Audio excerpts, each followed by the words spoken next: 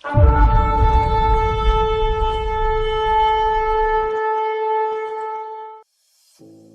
आपको प्रभु का चेला बनना है, अगर आपने अपना जीवन प्रभु यीशु मसीह को दिया है और आप उसका अनुसरण करना चाहते हैं, तो आपको उसकी बातों का सम्मान करना होगा।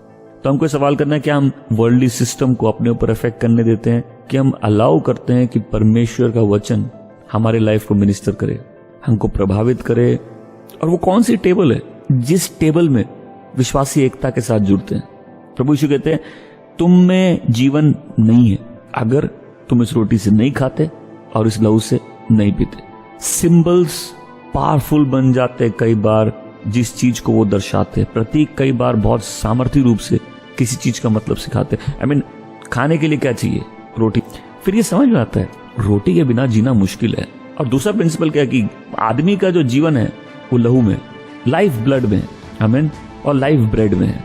खून जो हमारे अंदर बहता है वो प्रतीक है कि हमारे अंदर जीवन है, और रोटी जो हम खाते हैं वो हमको जिंदा रखती है। तो ये पूरा जो वाद विवाद था ये चालू कैसे हुआ?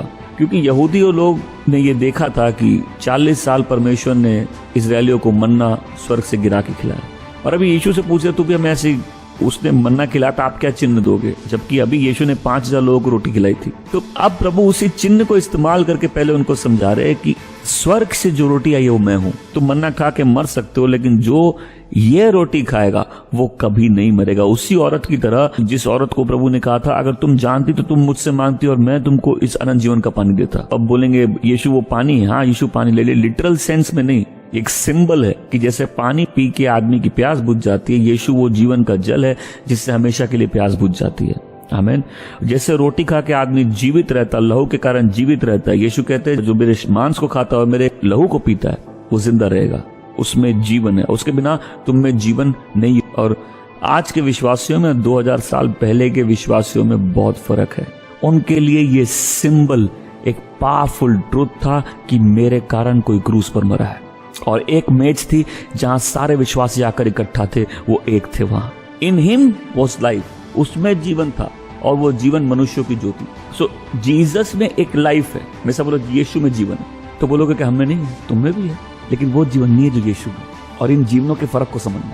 चोर मारने, चुराने, हत्या करने आता है, लेकिन यीशु आया कि जीवन दे। अब ये जीवन अलग जीवन है और बहुत आयत का दे। आमीन। तो लूका 8:14 में हम जाएंगे और जीवन को समझने की कोशिश करेंगे।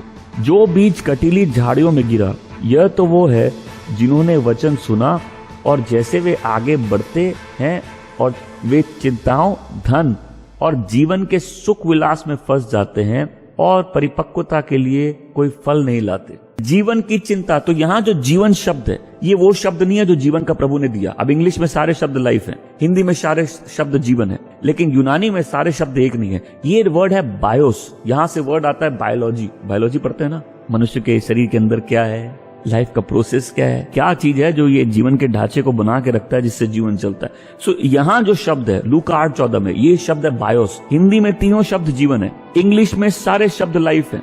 इन हिम वॉज लाइफ, उसमें जीवन था, लेकिन ये बायोस नहीं था। तुम बोलोगे वो तो खा पी रहा है, बड़ा आनंदित है, उसके पास तो भोग विलास की सारी सामग्री है, लेकिन वो मरा हुआ है। तुम बोलोगे मैं इतना दुखी हूं, परिस्थितियों से जा रहा हूं, उस व्यक्ति को देखो, उसका जीवन कितना खुश है, वो मरा हुआ है। वचन कहता उसमें जीवन था और वो जीवन मनुष्य की ज्योति था।